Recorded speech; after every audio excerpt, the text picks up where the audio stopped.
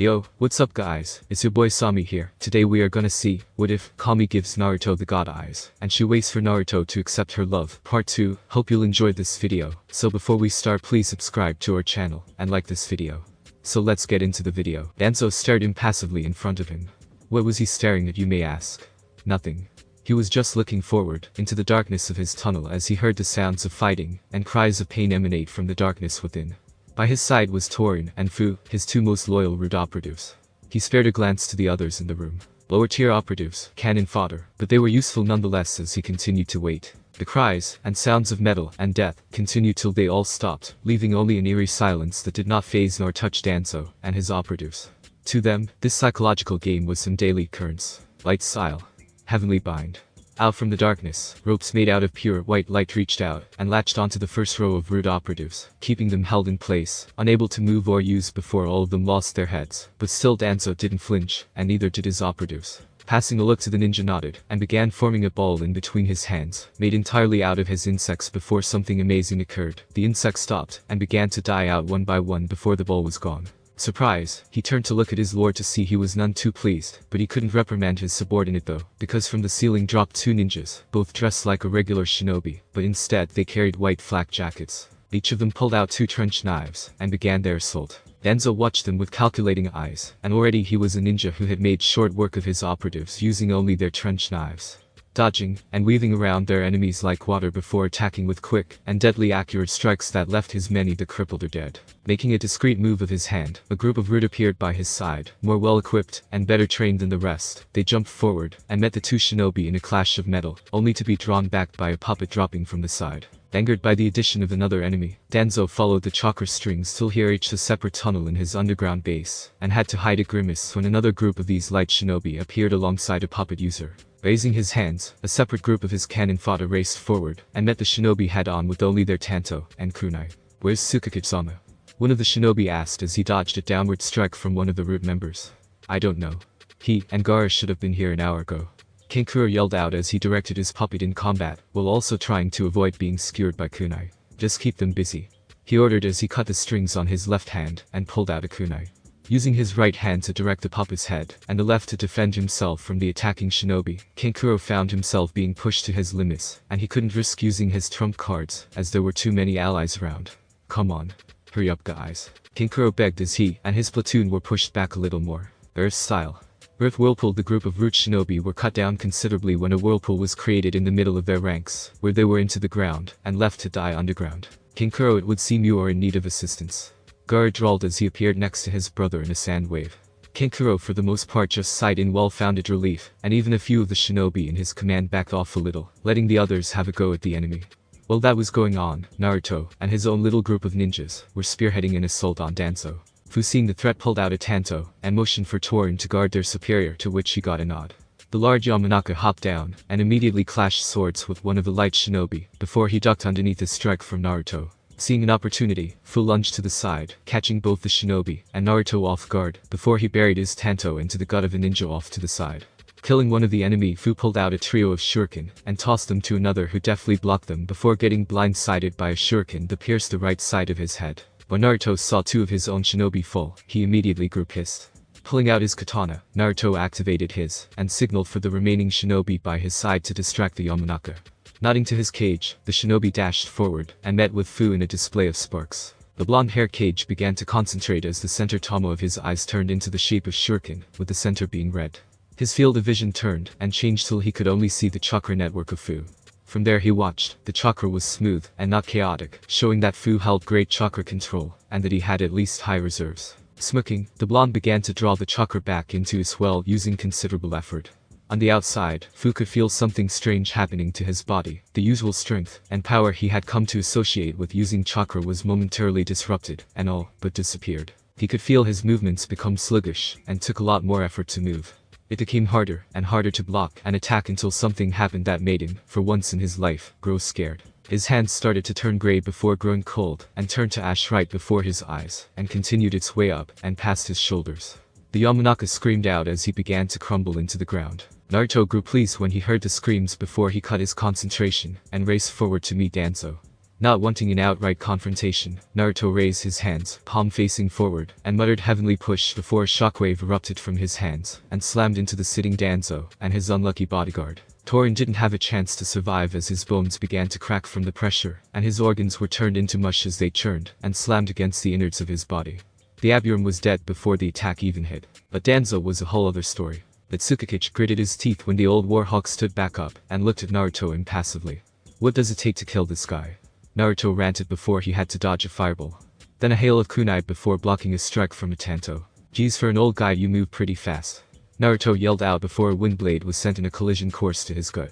Acting quickly, Naruto jumped back, and formed a cross sign before 5 shadow clones appeared. You know what to do, he stated before 2 of the clones nodded, and dashed forward, while the other 3 began to rush through hand signs. Danzo, not knowing what his enemy was doing, dodged a strike from the clone before blocking a strike from the other. Using honed experience, Danzo flicked his wrist, shooting a kunai to strike the clone he dodged before raising the same hand grab onto the other clone's shoulder, and toss him into the ground where he poofed away. But grew wide-eyed when he heard a combined shout of wind style. Raging tempest, a gust of violent wind shot forward and impacted Danzo, the furious winds cutting deep into him, making him cough up blood and cry out in pain before he dropped to his knees. Naruto watched as his target dropped to his knees and met the old man with a steely gaze. You brought this on yourself. You know, Naruto informed him, but was met with a chuckle from the broken man before he spoke. Why, of course we did. Naruto was put on edge when Danzo's voice switched to a raspy deep monotone.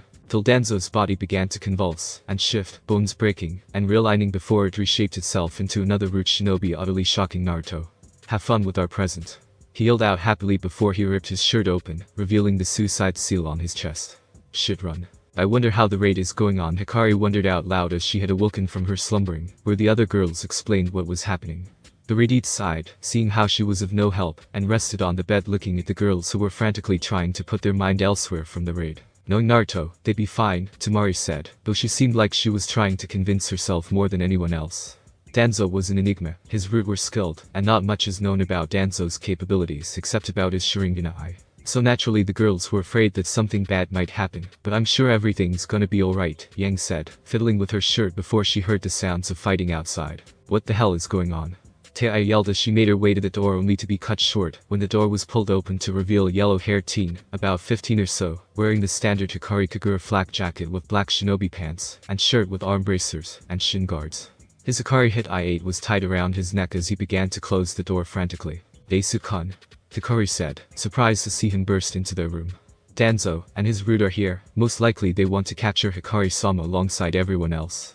Daisuke said urgently as he began to rush through hand signs, and an earth wall appeared behind the door. But what are they doing here? Yang asked as she grabbed her dragon blade and held it at the ready, but had to hold herself back when Daisuke grabbed the blade out of her hands and wagged his fingers in a no-no fashion. Tsukakage-sama ordered me to watch over all of you, and that's what I'm gonna do, he proclaimed as he slammed his palm onto the walls before a seal began to glow, and from the center of the floor, an escape tunnel formed. All of you are there now, he said, his voice stern but pleading. Yang grumbled something about dumb males and sexist views before dropping down the tunnel alongside, and equally pissed Tamari and Teiya, but Hikari hesitated a moment when she reached the tunnel. What about you? She asked worriedly, but Daisuke gave a dismissive wave. Don't worry, I was trained by Tsukakage-sama himself. I'll be fine, Daisuke reassured the girl, but she still didn't feel all that good at leaving him behind, but reluctantly did. When the girls were gone, he sealed the hole up before sighing. And here I thought I'd have a nice break today, he muttered before pulling out 2 trench knives and dropping into a stance. Not a moment later the wall of earth which guarded the door exploded, and a swarm of root shinobi entered the room. Daisuke frowned before pumping chakra to his blades, and began to weave through the ninjas. It was difficult to say the least, there were too many of them, and Daisuke was trained for mid to long range combat, not the up-close and personal deal. Blocking a Tanto strike, the silver-haired stabbed the root shinobi several times using his unused hand, and pushed the long dead corpse away, before doubling back when he felt a slash on his back. Ah, that stings. Turning around, he blocked another swing before pushing the shinobi back, and slammed his bronze-knuckled hands into the gut of another root shinobi, before stabbing another one in the neck. But he couldn't rest though, as 3 root shinobi attacked him as one. Acting quickly, he parried one attack, and blocked the other, but it left him open as the last remaining enemy sliced right through his shoulder. Daisuke hissed in pain before headbutting the enemy, and doubled back. Crap, Tsukakage-sama, he muttered before another light shinobi entered the room, and attacked them, with a cry of lightning release. Cosmic shock, the 3 emotionless pawns were electrocuted before they could even turn. Kaguma, Daisuke chirped happily. Why do I feel so, and aren't you supposed to be with Tsukakage-sama? The injured asked Kaguma. A light inspected the wound. It was a trap, but Tsukakich was fine, but Kankuro-sama had been gravely injured alongside Team Hardshell, and my team suffered 3 casualties. The informed Daisuke. Sigh, this was a long night. He muttered. Daisuke immediately gripped onto Kaguma when he felt a sting when he began to work on his wound. Damn. That stings. Daisuke gritted his teeth as Kaguma began to work a little more slowly. Don't worry kid, we're getting out of here. The Tsukakich has recalled the forces. Black Knight contingency is under effect, Kaguma informed. Daisuke nodded his head through the pain. I'm gonna level with you kid, there's a poison in your wound that's stopping your cells from regenerating. He gripped the hole on his shoulder a little bit before he gasped out. So much pain, what the hell? His voice sounded like a mixture of a sneeze and a wheeze. It wasn't long till Daisuke felt his eyelids grow heavy before his arms dropped limply by his side. Kaguma checked his pulse and found that there was none. Sighing, the older ninja closed Daisuke's eyes and muttered a prayer before standing up. Today has been a long day. Danzo remarked on the village with a look of growing regret. Regret for what? For not being strong enough to take the position of Hokage, for failing in his endeavors to make the village the strongest and mightiest. But as he stared at the village, a part of him was drawn back to simpler times when he and Hiruzen would play around and jump for joy as they thumbed their headbands. He and Hiruzen messed with their teammates and cackled madly when they pranked Kaharu or Kagami. Those were better days. Days where the horrors of shinobi were not introduced to them, days where their innocence shined brightly. Part of him almost felt like ripping out the eye that lay dormant in his bandaged socket as a way to apologize to Kagami for what he did to his son. Shisui was ever more talented and devoted to the village as Kagami, and he had destroyed his old friend's legacy and betrayed him. He sighed, he couldn't be thinking like this. The good of Konoha outweighs all others. He smiled a ghost of a smile when he remembered the meeting that took place moments ago. A miracle had happened, both the civilian and shinobi council were both agreeing with each other. They were both outraged about the attack from the new village, the Hidden Light. An attack that Danzo had staged, pointing all the evidence to the hotel by the far reaches of Konoha that housed the majority of their forces in their safe haven. Many civilians were demanding war, but the shinobi were more calculating and less eager to fight, but they would eventually have to bend down to the will of the Hokage, who, as weak as he is, would bend down to the will of Kaharu, Himura, and the civilian council. He began spinning the cane in his hand as he walked away. I love it when a plan comes together. Donin Commander Arashi Kazami was currently very busy. Ever since the mishap in Leaf, and the village being discovered sooner than expected, he had been swamped. Anbu squads were sent out to patrol the borders alongside Jounin. The brown-haired, middle-aged man sent a hand through his hair. The cage of the village would be arriving soon, and he'd have to make sure he went through as little trouble as possible. He sighed to himself as he looked out to the marvelous village which was the Hidden Light. It was built right on top of the old Yuzushiogakure in the land of Whirlpool, but their Tsukakich had gotten the old daimyo of the land to rename it into the Land of Light, and built a ninja village in accordance to the name. Everything had been rebuilt. The houses, the shops, and the many magnificent structures which served as the village's defense. They weren't going to make the same mistake as the old inhabitants. Those specific buildings had seals that would spew fire and wind at any foreign chakra signature not verified by your guard. The pristine lake which ran across it wasn't all so innocent as well. In the lake were several seals which would release a magnitude of water at any enemies that were capable of entering the village. Arashi sighed before he turned to the Anbu captain that was in his office. With a nod, the Anbu stiffened before reporting, Sir, a letter from Konohagakure has been sent to us. It seems the village is getting aggressive towards the incident in their village. They may go to war with us in the worst case scenario. Best case scenario, a few skirmishes between our villages, but no direct confrontation. Arashi nodded slowly, having already thought of that, but accepted it nonetheless. The brown-haired boy sighed. Whatever that happened in Konoha had to have been big if the Tsukakich, and alongside the spies in the hotel, were engaged in combat. A part of him knew it had something to do with Root, the organization that his village leader had been so eager to learn more about. Right, get the Anbu commander in here. He needs to be informed of this as well. Nodding, the Anbu swiftly left right when it burst through the door. Arashi-san. Tsukakich-sama has returned with what's left of the den operatives we sent to Konoha. Arashi didn't waste any time, and Shunshin quickly left the office. Damn it, I was so stupid. Naruto berated himself as he continued to lead the men by his side.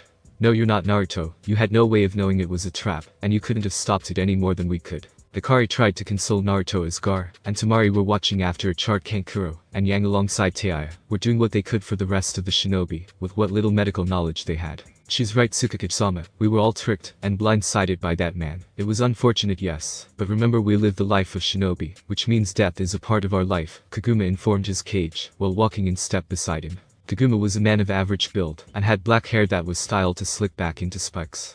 He wore the standard Hikari Kagura uniform, with his sleeves rolled up to reveal his den tattoo, showing everyone that he was a member of Hikari Kagura, Special Forces Division of the Anbu, Defense, and Espionage Network, their training specifically in circles around infiltration and spying alongside low-level assassination.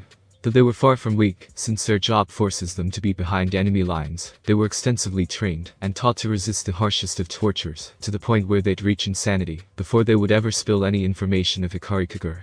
I know, but still I can't help but feel it was my fault. Naruto started with slumped shoulders and a sigh.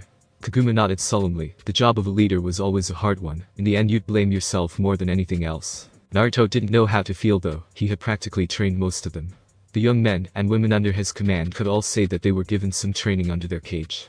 Even then Naruto had extensively trained the ninjas in the Konoha contingent, especially Daisuke, one of Naruto's more prominent students, though people would find it odd that grown men and women who were ninjas be trained and accepted a child as their superior. Simply speaking, Naruto saved them all. Most if not all were missing ninja orphans and would-be soldiers and samurais from burnt and pillaged villages. Naruto had brought them all in, civilians and shinobi alike, and gave them a home and place to stay. Trained them to defend their new home and was overall a shining beacon for all of them. They would gladly be led by the blonde boy after everything he did for them. Tsukakage-sama. Naruto was knocked out of his musing when he looked up to see Arashi, the Jounin commander, calling out to him. "What's the situation?" Naruto asked as he stared into the eyes of his appointed commander. "Not good. Konoha has become aggressive. Worst case war, if not then at least some skirmishes and bad thoughts about each other when we go to sleep." The brown-haired man stared and watched as his leader's calculating eyes began staring up into the sun, showing all his powerful eyes. Arashi noticed how the middle tomo expanded and took the shape of three intersected sides. He immediately noticed how the seals glowed for a moment before they settled into an eerie blue, indicating that they were set on standby. Arashi's mouth was set into a thin line before he looked back at his cage. "We can't risk war, though I may be powerful. I cannot fight an army myself, and our forces and village are still relatively new. Our ninjas may be exceptionally strong and borderline prodigies, but they still have yet to gain proper experience." Nodding, the Jounin commander knew his job already and went out to try and negotiate peace with Konoha. The blonde sighed before he wiped his face. "Well shit." He walked up to the gates before addressing the guard. "Get Genin Team 7, they're heading to the exams." Off in the distance, Jounin Kakashi Haddock was staring at the hotel with some level of seriousness, but really he was itching to jump back into his book, but had to restrain himself in the presence of Kurenai, lest he wanted to be trapped in it for the rest of his life. "So this is the place where the light shinobi were hiding?" Asuma asks as he examines the area. Everything was completely scrubbed clean, except for the battle that took place. No tracks, no identification, no clothes, everything was gone. "These guys are pretty good at covering their tracks," Asuma stated as he eyed the room with a scrutinizing gaze. Kurenai nodded, looking at the place with a frown. "How did they even get into Konoha anyways? Shouldn't that be impossible?" "Should be, but it seems not," Kakashi drawled, but the two others could see just how stiff and alert he was. It was subtle, but they had known him for years. He was taking everything with a scrutinizing gaze, and making sure not an inch was left unchecked by his eyes. "I hear the civilian council are fighting for war," Asuma stated, and he was met by the grim expressions of his companions. "War," the white-haired copy nin said nostalgically. "Fools, a lot of them," Kurenai muttered as she went up the stairs to find more clues. Both males sighed before they returned to searching for clues, and whatnot. "This is an outrage, Hokage-sama. For them to attack us, one of the strongest hidden villages."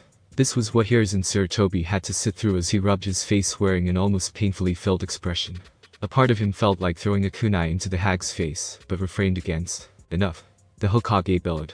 "Any and all matters of shinobi are to be dealt with by me, the Hokage, or have any of you forgotten that?"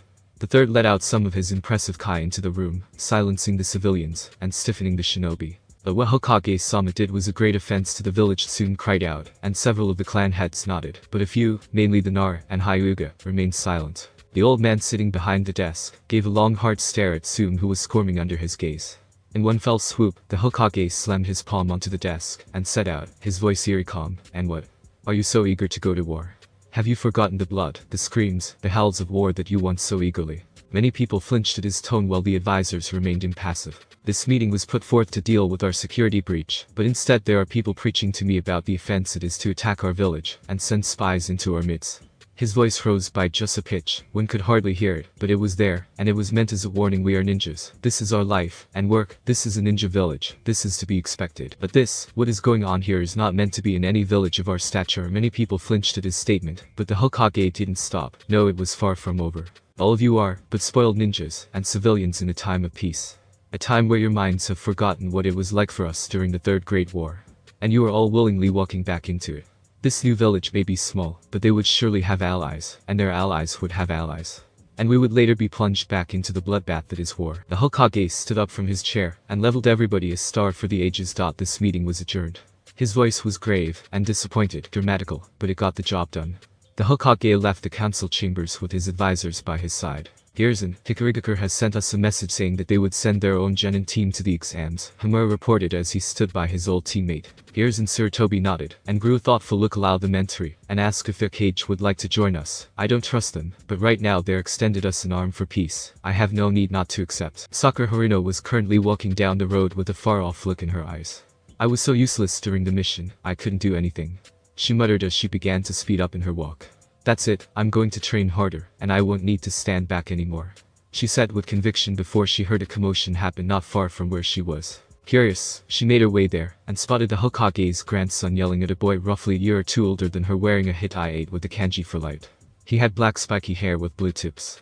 He wore a black long-sleeved shirt with a red vest that had white wind-like motifs. He had black shinobi pants, and open-toed sandals. On his back was a huge butcher knife that Sakura honestly didn't know how he could carry it. By his side was a girl whose beauty made Sakura blush. She was gorgeous. She had white spiky hair that dropped to the small of her back, and a heart-shaped face. She had a slim figure with a very well-endowed body. She was wearing a grey zipped-up jacket with a mesh undershirt. She had 2 black fingerless gloves, and was wearing a black skirt that dropped down to her thighs. She had knee-length open-toed sandals, and had exotic green eyes. Hey you, why don't watch where you're going? Konohamaru yelled out as he pointed an accusing finger at the boy. The Light Genin just stared at Konohamaru blankly before he drew out. Aren't you the one who knocked into me? The tone of his voice wasn't necessarily condescending, but highly annoying like her sensei Kakashi. Konohamaru grew a tick mark on his forehead. Don't you know who I am? I'm Hokage's grandson. The leaf boy smirked victoriously as he stared at the boy down, expecting him to grovel down on his feet, and begging for an apology. So? Konohamaru's face faltered, and he stared at the guy with white eyes.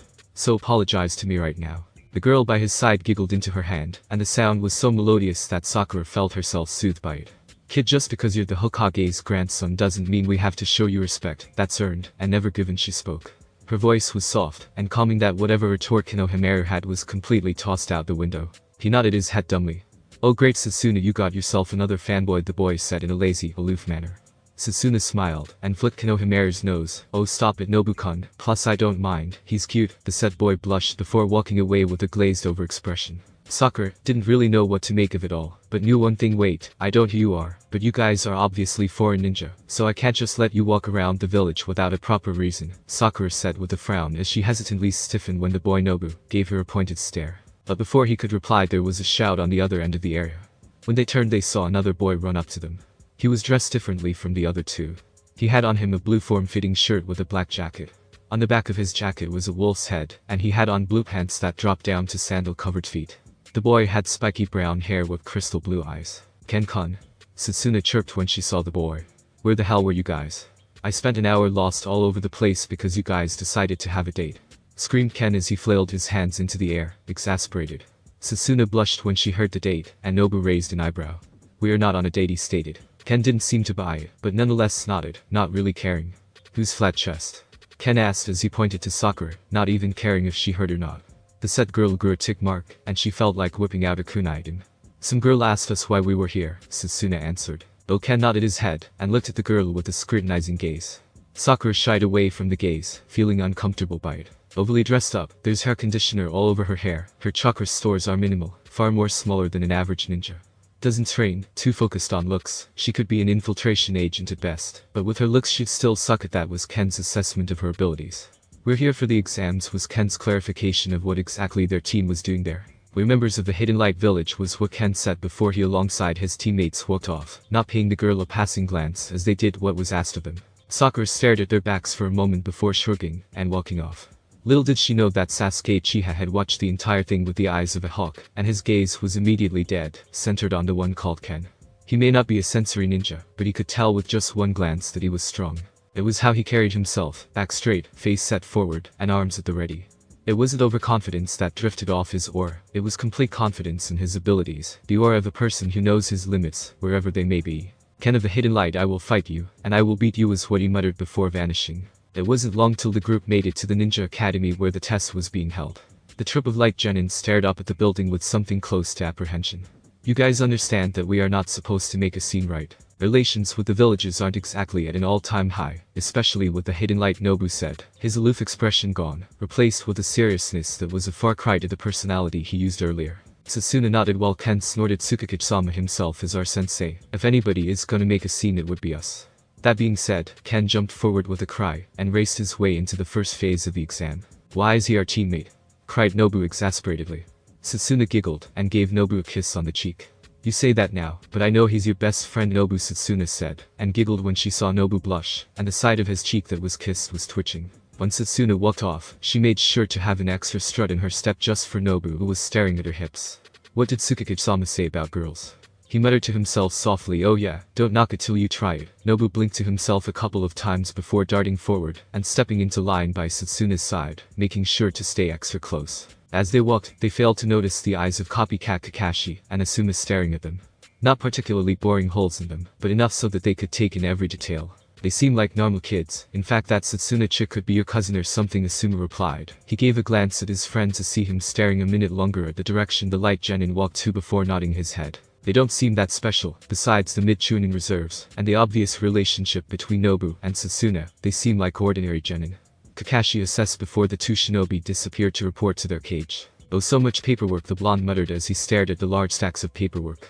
Usually he wouldn't have that many things to sign, considering all civilian matters were sent to the civilian council heads, and all shinobi matters go straight to the shinobi heads, and all clan matters go to the clan heads. It was a really organized way to split the paperwork among each other, but lately, the young Cage had placed several actions and contingencies into effect, and everything was now pushed towards him. The 13-year-old pried his eyes away from the never-ending stack towards his Jounin commander, who was standing at the side, idle, and at the ready.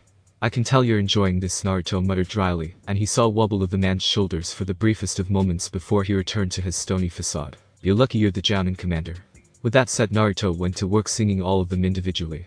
He would have made several clones to do it, but the problem was that most of the clones would be unable to copy his signature, because unlike the regular clones, his own clones are made with different personalities from the original, ergo, they do things differently from Naruto. So his own personal workforce was currently rendered useless against the paperwork. But before he even reached halfway through the page, he immediately heard scuffling on the other side of the door to his office. When he looked up, he was surprised to see Gar there. Already knowing what he wanted, the blonde immediately said, "You may leave for Suna if you so wish, Gar. I will not stop you." Veridid nodded, but not before saying a quiet thank you Naruto before leaving the office. Tsukikage sighed before turning to Arashi. "We may have an alliance with Suna, but that's only if it works out with Gar, and him becoming the Kazukage." Arashi nodded at this. "But there's still many more issues. If I were to visit Konoha, there is a chance they may discover my identity, and may or may not want me back, or simply just immediately go to war." Understanding the severity of the situation, Arashi discreetly moved closer to the desk. "I would decline, however, that would seem suspicious, so I'm going. I'll take extra precautions to make sure I would not be found out. If I were to stay here, the Genin team we sent would be left to fend for themselves, and I will not do that." The blonde stood up and walked from the desk to his door. "With that being said, I'll be gone from the village, so you'd need to finish up the paperwork for me." With a cheeky smile, Naruto disappeared in a shunshin. Arashi felt his eyebrow twitch and could feel the laughter from the Anbu in the room. "Damn it all," he muttered before he stared up at the stack of paperwork. "Get the Anbu captain. I have a special assignment for him," Arashi commanded with a gleam in his eyes. "These guys are weak," Ken muttered as he stared at the sea of genin in the room. He turned his eyes slightly to see Sasuna playing with her hair, and Nobu glaring at all the boys who were staring at her. Ken couldn't help but sweat dropped when Sasuna bent over to do her sandals, unknowingly giving the group of men behind her a perfect shot of her ass. He could practically feel the rage boiling in Nobu as he stared them down, his hands hovering over his kunai pouch. "Why are my teammates so weird?" Ken cried in tears in his head, but remained impassive on the outside. "Sasuke-kun." Ken was immediately snapped into attention when he heard a shrill shriek break from the front of the room. He darted his eyes forward to see a group of Leaf Genin all conversing and chatting, as if they were gonna win the exams no problem. Idiots was what the trio thought. Well, Ken and Sasuna were thinking that. Nobu's statement was more directed to the rain ninjas who were staring at Satsuna's still bent over ass with reckless abandon. Though he was just itching to skewer somebody. Ken, seeing red in his friend's eyes, immediately tried to mend things. "Sasuna, can you stop bending over?" The girl looked up at Ken funnily before nodding and straightening herself. Nobu's anger quelled only to spike again when Sasuna crossed her arms under her assets, pushing them upwards where the rain ninjas could stare at them in all its glory. This time Ken cried openly, "What the hell is this shit? Alright you maggots, that's enough." From where he heard the gruff voice of what he thought was a bear, Ken saw their proctor for the first part of the exam, Ibiki Marino. The first thought that went through his head was, he part bear? And does he even eat normal human food? Really, the guy looked like he went through WrestleMania 5 times and walked away with the title Apocalypse. The first part of the exam is about to begin. With no more waiting, Ken pushed himself off the wall he was leaning against and went to take his seat. Number 30 minutes of intense monologue later. What in the name of Tsunadeheim's boobs is this? Ken cried as he stared at the paper on his desk. What would you do if your squad and your teammates find yourself in an enemy brothel house and in need of medical care? What's more is that all the women want to jump into your pants. So how do you get the aid that you so desperately need while remaining a virgin? Why would we need to know this? Ken whispered, and he sent an incredulous stare at Ibiki, who smirked when he saw it. Enko had a crap ton of fun writing this year's test papers, was what Ibiki thought, shaking his head clear of the image that was not implanted into his brain, and immediately set to work. He knew the real reason for the test, so now he could immediately get to work. Making discreet hand seals underneath his desk, he thought calmly, "I have no idea if this is correct, just so you know, secret technique." Invisible eye. Immediately an almost invisible eye formed by his side and began to hover above the room. Seeing the answers in his new eye, Ken immediately went to work jotting everything down. Sasuna, however, was blushing madly as she read all of the stories. They ranged from intimately private to full-blown embarrassment to answer. Shaking herself out of her stupor, she gave nervous glances to the people around her, before she discreetly placed a hand on the bench she was sitting on, and a thin line of black ink formed. It climbed up a person's shoulder before attaching itself to his hand and fingers. When that was done, the other end of the line climbed up Satsuna's shoulder and connected to her hands and fingers before they began to mimic the person's movements, allowing her to copy down the answers. Meanwhile, Nobu blinked at the questions on the test papers. He blinked once, twice, thrice. Hell, he could blink 1,000 times, and he would still have a hard time trying to believe it. If you were tied to a bed with an infiltration agent sitting on your lap wearing nothing but a bra and panties, what would you do? No, she had also tied your fingers, restricting you from forming hand seals. However, she left your mouth open. How do you manipulate her into cutting you free using only said mouth? P.S. You may use your tongue. What? Nobu's brain promptly shut down as he stared at the question. His eyes glazed over, and his jaw dropped to his desk. Many of the sentinels by the side of the room were snickering to themselves at his reaction. However, Nobu couldn't stop himself from fantasizing him and Satsuna in that position. Him tied up, Satsuna sitting on top of him. Naked, and licky, holy shit. Shaking his head clear of these thoughts, Nobu made a long and exasperated sigh. It's like Yang Sama went and unloaded all her crazy dreams into this one piece of paper, he thought with a shiver. Looking down the questions, he noticed they grew increasingly ridiculous. What is the rank you would give yourself in bed? FTCPARS. And if you're really that confident, SS'. Again, Nobu's brain shut down, and he felt his hand shake uncontrollably as he was assaulted by images. While that was happening, a thin trail of blood flowed from his nose. Dear mother of Tsunadeheim's boobs. Finally compassing himself, Nobu took a shaky breath and weaved through hand seals before he stopped on the rat. Cutting a thin line of blood, the red liquid flowed from his hands and latched itself onto a random person before dissolving into him. The genin's eyes whitened a fraction before it dimmed down. Blood possession jutsu, Nobu thought before he began to memorize the answers to the test, but once again his brain shut down when he read the answers. Genin number 77 is out, and somebody cleaned that blood up. Ken couldn't stop his laughter as he pointed a finger at the disheveled form of Nobu. His hair was sprouting in all directions with a copious amount of tissue paper in his nose. The boy glared at Ken, his hand inched closer to his butcher knife, but took a calming, albeit shaky, breath. Ken, when we get back to High Kurigakure, I'm gonna drag you down the Carolina River and back. Ken shuddered when Nobu made the threat. Carolina River was a man-made raging river used to teach chakra control by making them run up and down the river. It was both a terrifying and exhilarating experience, one that Ken didn't want to be a part of. You don't have the jurisdiction. Ken rebuked, but all he got was a sinister smile and a feeling of dread. As Ken continued to blanch and whisper words of comfort to himself, the proctor for the exams, Anko Mitarashi, continued to speak, ignoring the Light Genin in favor of scaring everyone else. In this forest, the true tests of the Chunin exams begin. You will be tested on your survival instincts, your teamwork, your tactics, and your overall will to survive. Without further ado, I'll leave you all to it. The all-too-happy tone in her voice unnerved most participants, but Sasuna simply giggled to herself, while the two boys on her team continued to bicker. Seeing as though the boys didn't want to line up with the rest of the genin to receive the scroll, she took the initiative and did it instead. There's no point in fighting a losing battle. She knew better than to break up one of their verbal spouts, because when left unfinished, they could turn into very destructive spars. It wasn't particularly long till she reached the booth, more accurately one person behind the booth.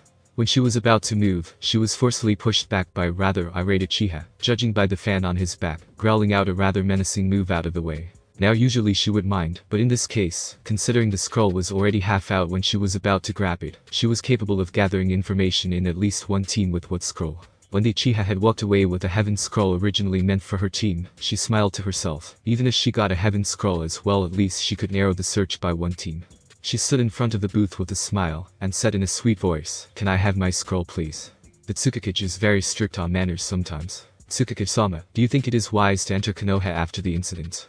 Kagaya, a Light Genin chosen to be a part of her cage's escorts, asked. "You shouldn't doubt that Tsukikage's wishes." Kagaya, the woman, frowned, and immediately moved to retort, but Kaguma stopped her on her shoulder. "Honestly, you two, you're in the presence of the cage, and you want to fool around, and Ichiro, well, it is good to have faith in your leader. Sometimes it's better to ask than remain quiet." Ichiro was successfully cowed the moment the den captain had said honestly, and retreated behind his cage where he knew he was safe. Meanwhile, the blonde cage was watching his three escorts with mirth dancing in his azure eyes. He was dressed in the normal cage robes, only that it was completely white with the kanji for Tsukikage on it. "My ninjas are also amusing," the blonde thought, as he let his eyes travel down the group. Kaguma was dressed the same as before, while Kagaya was dressed in a slightly altered kunoichi uniform of the Hidden Light. She had on the regular white flak jacket, and wore a navy blue skirt that stopped at her knees. From her ankle there was a chainmail mesh that stopped halfway up the bottom of her leg, and on her waist was the standard kunai and shuriken pouch. On her back was a tanto with her Hikari Kagura headband tied to her upper arm. Kagaya also had long black hair that was tied up into a braid that stopped at the small of her back. Ichiro was wearing the standard Jounin outfit, but on his arms were bracers that would dispense kunai through a mechanism designed by Kankuro. The best part about it was that it used a scroll to provide the ammunition, rather than depositing the kunai by hand, making it both easier to use, and more practical in combat. Ichiro had flat messy hair with a pair of sunglasses adorning his face. "To answer your question, Kagaya, yes, I do believe it is a wise choice. Better to heal the wound when it's recent than when it's been left to simmer and dry," Naruto responded after he was done. The kunoichi seemed to accept that answer, and nodded while Ichiro went back to his position next to her. Seeing as his escorts were returned back to duty, Naruto did a double check on the armor under his robes. Though he wanted to make peace with the Hidden Leaf, he wasn't going to go there completely vulnerable. Kami would kill him if he did. The shot-aimed Tsukikage walked forward, his guards in a triangle formation around him. The blonde adjusted his hat to make sure none of his spiky golden locks was shown, and sighed to himself. Yet as he eyed the two bickering Jounin, and one very annoyed den captain, he couldn't help but be drawn back to the past. 3 years ago, Naruto aged 10. Naruto-san, the named boy, turned around just in time to see Hikari, dressed in an elegant white kimono, stroll up to him. "Naruto-san, what are you doing up here? You'll get a cold." What she meant was that Naruto was currently perched on top of one of Yuzashiogakur defense towers around morning, with freezing cold wind blowing about. Despite that, the blonde couldn't help but frown in the way she addressed him. "Hikari, you know you don't need to call me san, right?" The red hat blushed to herself, and nodded. "Sorry, it's just, I'm still getting used to the new life," and all Naruto nodded before pulling out a kunai, and carving a symbol on the top of the tower. "What are you doing?" Naruto turned to Hikari when he had finished with his carving, and answered, "I'm marking which towers need to be demolished. This one blocks a perfect path for those on the east wing to travel to the market district in the center of the village." She nodded, understanding it, and seeing the logic on something like that. "You seem troubled." The blonde didn't even bat an eyelash to her statement. It happened so many times he just stopped asking the hows. "This new village we're making, is it right?" Hikari smiled at him, and sat down next to him. "Do you feel it's right?" "I don't know, I mean, this place was destroyed during the Third World War, and to just go and make a new village without even developing at least a stable shinobi force is insane. I mean, most of the troops are genin." And he was interrupted when Hikari placed a finger on his lips, her lips stretched in amusement. "I asked how you feel, not what you think." The blonde boy nodded with a smile, his eyes staring up into the moon with longing in his eyes. "This is where my clan was made, where my mom was born, and where my ties will never falter. I feel that this is the right choice for me, at least. I can't say for the villagers, and everyone else that joined me," though Naruto's face adopted a worried look. The moment villagers and people that he had helped came and asked to take residence in his village, he had been worried for both their safety and well-being. Hikari frowned, and didn't plan on hiding it, as Naruto saw it immediately. "Have some more faith in your people." The way Hikari said "your people" left Naruto shocked for a moment, and Hikari capitalized on it. "Yes, I do mean your people. They look up to you, Naruto. You're their hero. They will follow you no matter how hard things get. Just worry about how you lead them, and have faith in your people to understand." Having said her words, Hikari stood up, and walked away quietly. Naruto continued to sit up on the tower throughout the night, his eyes constantly drifting up to the moon, a small smile playing at his lips. "Present day. Thank you, Hikari," Naruto whispered to himself, so quiet that not even the highly trained ears of Kaguma could hear it. Naruto was a proud Cage, and he had hoped he had led his people right. What are these guys made of? Ken ducked down underneath a devastating haymaker before slamming his leg into his enemy's face. His kunai was out, and held menacingly at the grass genin, but it seemed his opponent didn't care as he rolled forward, and attacked with a horizontal slash. Ken jumped up into the air before calling out his technique water style. Water bullet jutsu. He spat out 3 bullets of water at his opponent, however his opponent successfully dodged them. All part of the plan. Ken grinned before going through a quick set of hand signs mud style. Mud whirlpool. The mud around the grass genin, which had been caused by the water bullets, churned and swirled to life around him, before he was sucked into the ground with a final cry. The Light Genin sighed to himself in relief. Ken, look out. The boy snapped his eyes open just in time to dodge a barrage of kunai. Sutsuna. Nobu barked out when he saw that Ken had jumped away safely. The girl nodded before performing a series of hand signs ink style. Ink grapple jutsu. Tubes on her sandals began sprouting out before several large ink arms spread out and tried to grab onto the grass genin. He successfully dodged them, however completely missed Nobu behind him, reeling his butcher knife back. Dance of the eagle. Talon strike. He sent his blade forward, striking against his opponent's back, however not to cleave, but instead to use it as a spring for him to land a kick on the genin's face, before spinning the blade around and into his gut. The 3-man team landed together on the forest floor. Ken was breathing hard, while Satsuna was still 100%. Nobu, however, his eyes were cold and calm, his posture screamed, "End it now or I'll end you," and he growled to the last genin alive. The boy looked at the Light Genin, his eyes fearful and hollow. "You killed my friends," he whispered. He was distraught. That was understandable. "You bastards, I'll kill you." He darted forward, his eyes screaming bloody murder, and within a blink Ken was by his side, his kunai in his gut, and a sad smile on his face. "We killed your friends, but now you can go and see them." Ken watched as the light died in his eyes before turning away. "Sutsuna, did you find what scroll they had?" The girl nodded before pulling out a heaven scroll. "A heaven? That's lucky." Ken frowned, knowing luck meant bad news. Nobu sent him, an agreeing nod before he began walking off. "We need to be moved. We're double timing it to the tower, 2-hour breaks, and no complaints. This is nothing compared to the conditioning we went through at the academy." The 2 genins nodded before disappearing, but not before Ken did a simple earth to bury the grass genin. "In death we are all brothers." With a silent prayer for the unlucky genin, the group moved with haste to the tower. "They seem well trained," he muttered under his breath. Kakashi behind him alongside Ibiki. "They're just a couple of brats," Ibiki answered, his gruff voice giving no emotion away. Kakashi, the hatted prodigy, looked at his friend's batchmate and raised an eyebrow. "Those brats may be brats, but they have a lot of potential, and as it seems by the little show with the burial, they seem to wear their emotion on their sleeves, especially that Ken kid. I could see it. His heart was going out to that boy who had lost his team," Kakashi reported. At the same time he couldn't help but compare the kid to Obito. "Maybe so, but their teamwork could use some work, and their techniques, though powerful, seem to be slightly off in control," Ibiki retorted, his scarred face showing how he didn't see the genin as a village-wide threat, like how everyone else were doing. "Yes, it may seem so." The old began, puffing out circles from his pipe, "but they are not registered as enemies nor friends. They are a threat, not because of their skills or abilities, but because of whom they are affiliated with." The old man looked up at his subordinates, old and wary eyes turning hard as steel with the glint of a war veteran, a soldier who had been through 2 wars and seen the village from the very beginning. "This is more than just us. I don't know why, but when I look at the hidden light, when I see those 3 genin, when I simply wait now to meet their Tsukikage, I can't help but feel something." He wandered his eyes off to a map, staring at a certain place off the coast of the sea. "Hokage-sama?" Ibiki asked, slightly wary when he saw where they was looking. To have chosen there of all places to go, a frown marred the old features of his wrinkles deepening, along with his thought. "Uzumaki." That word was whispered so low that Kakashi was sure he wasn't supposed to hear it. "What is going to become of our village?" "The Sandame? No, here's in Sarutobi sighed for what felt like his whole life. I'm too old for this shit." "What was that for?" Ken whined as he cradled a sizable bump on his head, while also glaring with as much venom as he could at the sole cause of his pain. "Nobu. I'm going to rip your head off someday." His voice was low and quiet, but the boy heard nonetheless. "And what makes you think you could beat me?" Nobu replied hotly, his voice resonating with his smirk. Ken frowned before springing up to his feet, his hand outstretched, and pointing at Nobu with a determined glare. "I swear I will beat you one of these days, or I'm going to die trying." A sigh broke the 2 out of their bickerings. Both boys turned their heads around to look at Satsuna looking down on the ground while twiddling her fingers, but she wasn't really the main focus. Instead it was the form of their Tsukikage standing there with his white robes billowing in the wind, and an irritated tick mark on his forehead. Both boys blanched before exchanging glances with each other. "This is your fault," they said together, almost immediately after getting wax on their heads. Satsuna watched as her sensei and Cage began to lecture and berate his 2 students and her teammates, before sighing, "I'm glad I wasn't dragged into. Don't think you're walking away from this." Her face became ghostly white, and her mouth became slacked.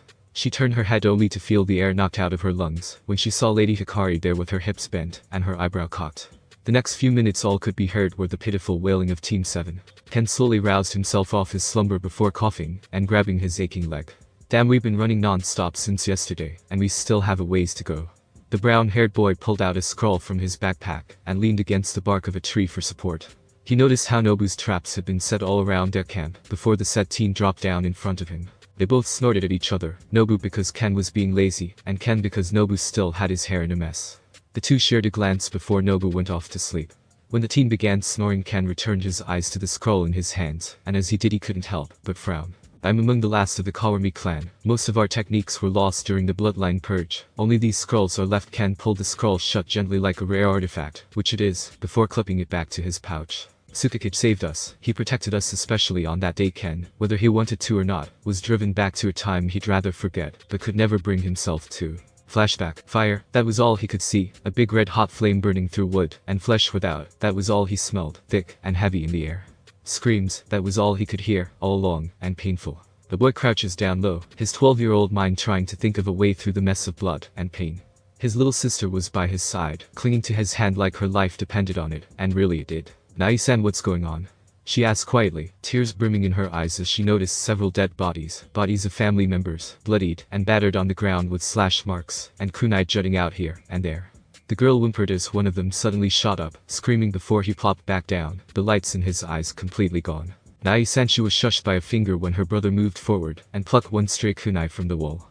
She watched as her brother held it defensively to his chest, while his other hand was out defensively in front of her. Her brother's only instinct had always been to protect her, and after their parents died, she couldn't really bring herself to remember it. Ken looked from one side to the other, making sure there were no Miss Ninja anywhere near them.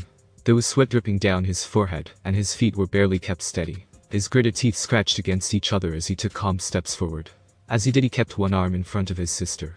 His father's last dying words kept repeating in his ears like a broken record. He knew each and every detail would be ensnared in his head forever. From his father's large hole in his chest to his mother's neck being pierced by kunai.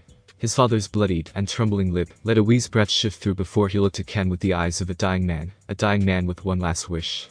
Protect your sister. His mouth stopped working, and his eye rolled back into his head before he died. The boy growled under his breath. He wanted to kill, he wanted to fight, he wanted to avenge his father, his mother, his friends. He wanted to kill his vengeance on the mist, turning a once lively and happy village into a desolate wasteland. The ground that was once fertile was salted and burned. The houses that once sheltered families were shattered like broken pieces of a mirror. The faces of people he once knew were twisted and lifeless, forced to forever be left with an expression of fear and shock. Ken stepped forward slightly. His back was drenched with sweat and kept close to whatever wall that was nearby. He positioned his body slightly to the left before moving his sister, Aiko, behind him. Stay here, he whispered before rounding a corner and taking a step back, his guard instantly up. There weren't as many bodies on this street as the one he and his sister had just exited, but the blood was still fresh, and the bodies had yet to lose their color. These are definitely still new. Probably a couple of minutes ago he ducked low to the ground. He hadn't trained to be a ninja originally. His family were carpenters, leaving the shinobi work to the higher families. However, he went through basic combat drills in the case of a possible need of a large number of ninjas. Then the militia, people like him, who received basic training, would be enlisted among the regular forces. Ken quietly moved forward, making as small of a target as he could, while not making himself look utterly ridiculous. When he was sure that there was no one there, he rapped against the wall twice before his sister walked out, and quickly ran to him. However, nothing really works out now. Ken's eyes widened before he sprang forward, and Aiko got down now. His sister, thankfully, complied, and ducked down to the ground as quickly as she could right before she would have been peppered by kunai. A mist ninja shimmered into view in front of her, a tanto in his hand, and ready to strike down on her. No, you bastard! Got away from her. Ken immediately latched onto his back, his kunai trying to slit his throat, but also missing by an inch. The ninja grabbed Ken's arms before he slammed the boy down onto the ground as hard as he could. The mist ninja palmed his kunai before throwing it at Ken. He hissed out in pain before doing the same with his kunai. The ninja dodged, but as he did, Ken was already up and running, the kunai in his shoulder gone, and was held above the mist ninja. The ninja smirked before he twirled to the side and slammed Ken into the wall. When he saw the kid on the ground was close to death, he turned to the sister. Well, kid, sorry about this, but demons like you don't deserve to live. The ninja walked forward quietly. His steps were heavy, but the smile on his face was demonic. The girl trembled as she stared at the man, her eyes drifting to her brother who lay dormant on his side. Nai-san, tears were brimming down her cheeks as she lifted her arms to shield her face. She waited for an eternity, for a long and silent moment she waited. She heard the sounds of metal hitting flesh, the squelch of blood splattering on the ground before silence, again. She opened her eyes slowly, and her eyes grew wide and shocked. Her brother was in front of her, his left shoulder pierced by a kunai, and his hands outstretched to protect his sister. Don't worry Aiko, Yunai-san will keep you safe, he won't let you get hurt. Ken dropped down onto his back before delivering a kick to the ninja's face, and forcing the kunai out of his shoulder. You little runt, I'm gonna kill you. The man launched forward, his blade now going to Ken's neck, and the Kawami boy was cornered. He couldn't run, he couldn't dodge, so he had to take it for his sister. He smiled, resolution in his eyes before he whispered to his sister, run, okay Aiko. The blade inched closer, and closer before, clank the ninja's eyes shot wide open before he was kicked in the gut, far more painful than when the civilian hit him, and was sent spiraling back into the ground. Ken's mouth was agape, and he stared at the imposing figure in front of him. He was dressed in a long white haori with the kanji for sage on his back, and orange flames licking the helm and sleeves. His face was obscured with the hood, and the man slowly turned to them, his eyes piercing into Ken's soul. Though, I've rounded as many villagers as I could on the southeast exit. I suggest you go there because company is coming soon. His voice was calm, and flowed out of his mouth. With a nod, Ken didn't even look back as more Miss Ninja dropped into the clearing. He had a feeling that the guy wouldn't die as easily, and since he saved him and his sister, he could trust him if only for a while. Flashback end. Now here he was, a genin for the hidden light, his little sister, and him, out in Konoha, no Sato in participation of the exams, and sitting out in the middle of the forest of death with his team. Despite himself, he couldn't help but chuckle. Tsukakage is a great man. He stared up into the sky before looking back down. For the Tsukakage, he thought softly before going back to guard duty. How's everything going? The shadowed man asked as he sat on his throne. In front of him were 3 of his best agents. The Uchiha had fought with one of our dummy teams, and he emerged victorious if only barely. If our team had been given the all-clear to kill, he would surely be dead. Though his face was veiled in darkness, you could tell he was frowning. That is unpleasant, he said, his voice remained stoic. And what of the Light Genin? The 3 ninjas looked at each other before the one who spoke before began. They don't seem to be anything special, sir. They move like a normal genin team, as in they watch each other backs. However, their coordination needs work. They tend to show very little techniques when dealing with opponents, unless they deem it necessary. When using their techniques, however, they seem to show quite an impressive reserve of chakra. Considering the techniques they use, however, they seem to lack some refined control over their techniques. Again the old man frowned before he cupped his chin. What are you planning for Uzumaki? To send a mundane genin group amidst us. The shadowed man stood, revealing his face to be Danzo, and he spoke loud enough for all to hear him. Listen, and listen well, I want you to disguise yourselves as civilians, and spread the word of the Light's attempt to assassinate them. Earzen felt it prudent to keep Light's earlier incident out of the public. That would be his downfall. Create uneasiness, and then I want some of the root members in the Anbu to start putting people on edge. The operatives nodded before disappearing. The old man smiled briefly before moving away. Now it's just a waiting game. Lady Hikari, what brings you here? Hikari stopped for a while before looking at the source of the voice. It was Yang. Her yellow hair was tied into a high ponytail with her left side having 3 strands of hair slightly covering her face. She was wearing her usual white blouse, however her jacket was nowhere to be found. She replaced her skirt with black shorts, and her dragon blade was strapped to her back. Hikari frowned for a moment. You know you don't need to call me Lady Hikari, right? We are friends after all. Hikari had changed her look. In the village she usually dealt with domestic affairs. Though she was young, she had experience dealing with politics that Naruto liked to describe as that civilian-made bullshit meant to piss off people. And because of this she now wore an orange kimono with roses adorning the fabric. Her hair was in a ponytail with 2 long bangs framing her face. She was a true image of a princess. Yang smiled briefly before shifting over backquote, and no can do, I'm part of the regular forces again, so I have to address you properly and professionally. Yang was going to Jounin in the next month if she passed. She joined up with Naruto and the rest of Konoha to simply complete a job and help out. Hey, blonde cow. You left me with a shitty cashier guy. The 2 girls turned around to see Taiya. She wore a gray vest over a white long-sleeved shirt with black shinobi pants that had white trappings on her ankles. Red, you better stop calling me that, Yang muttered through gritted teeth. The redhead gave her a blank look before growing a shit-eating grin. Nope, Yang growled, and before she could attack her, Hikari spoke up. What were you 2 doing? The 2 girls looked at each other before shrugging. The Jonin commander asked us to order extra kunai coming in the next shipment. The whole talk of war is putting a lot of people on edge, Yang replied. She was nervous like everyone else, even Taiya, because war wasn't a joking matter. If they were to plunge into war with Konoha, there was no doubt that the other villages would capitalize on the opportunity and start another world war. Something like that was a very serious matter. The shitheads up at Testosterone Central are clamoring everybody to red alert, Homeland contingency is being prepped, and nearly every single one of the fuckers down by South Side are clamoring for the bunkers already, Taya said. Her distaste for the rich South Sides were clear in her voice. Hikari frowned at her before chiding her for her language. Taya rolled her eyes, but kept a small smile as the younger Radid began to talk about how a woman should behave. Yes, I know. Whirlpool Princess Hikari's frown became a pout as she mentioned what the civilians love to call her. She did have the princess look at her after all. You girls are meanies, Hikari muttered before walking away, leaving behind two wildly laughing Chunins. But as they continued through the day they missed the shock of white and black passing through the roofs above them. Have you heard anything? A voice crackled through a radio on his neck. I have found a priority target, should I engage? He replied, his voice emotionless, and his body hugging the shadows for cover. Danzo-sama has all his cards placed. Priority target is a no-zone till the final rounds. Do you understand, Sai? The voice asked, just as emotionless as him. Yes, I understand. Sai gently came out of the wall he was hiding behind before he performed an ing technique that transformed his clothes into something more civilian-like. I will keep visual observation. Thanks for watching my video. Leave a like if you enjoyed my video, and also do consider subscribing to my channel for more awesome content. See you next time. Till then, sayonara.